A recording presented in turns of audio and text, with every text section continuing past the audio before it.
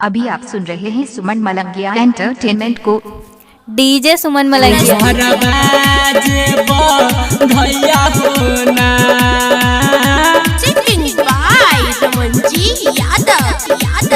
कहावा में जाना में तीनों घर बाजे भैया होना।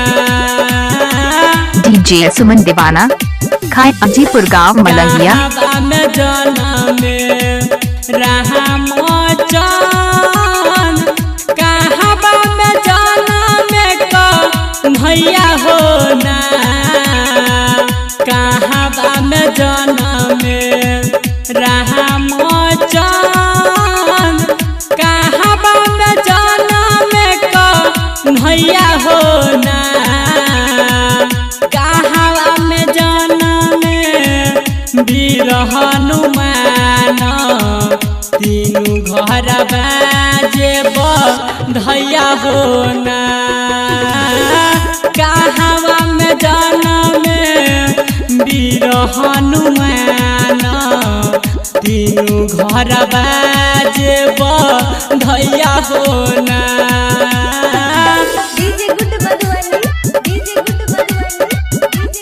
डीजे सुमन दीवाना खाए अजीपुर गांव मलंगिया प्लानिट रिकॉर्डिंग स्टूडियो। अयोध्या में जाना में राम जान मथुरा में जाना में भैया होना अयोध्या में जाना में राम जान मथुरा में जाना में भैया होना पहरावत को जाना में वीर हनुमान तीनों घर बाजे भैया होना पर्वत को जाना में वीर हनुमान तीनों घर बाजे भैया होना।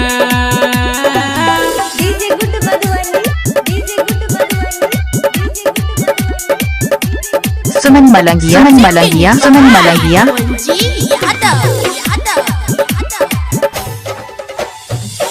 की नकाया गानामा राम चान की नकाया गानामा को भैया होना की नकाया गानामा राम चान की नकाया गानामा को भैया होना कहने गाना वीर हनुमान तीनों घर बाजे भैया होना कहने गाना वीर हनुमान तीनों घर बाजे भैया होना।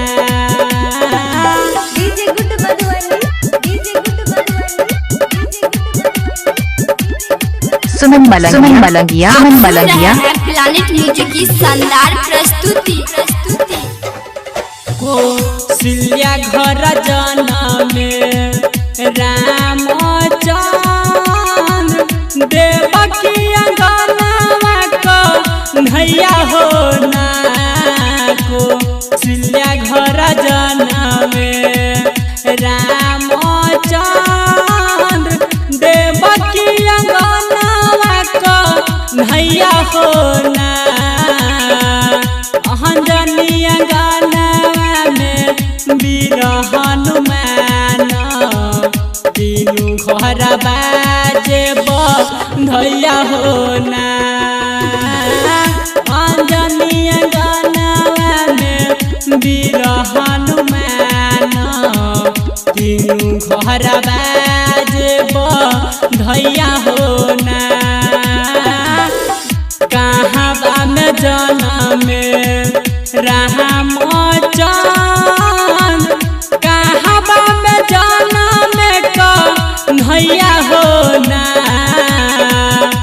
कहावा में जन्म वीर हनुमान तीनू घर बाजे बधैया होना रमन जी यादव सोहर गावे तीनू घर बाजे डीजे सुमन मलंगिया मधुबनी। डीजे सुमन मोबाइल नंबर 8882452308 है।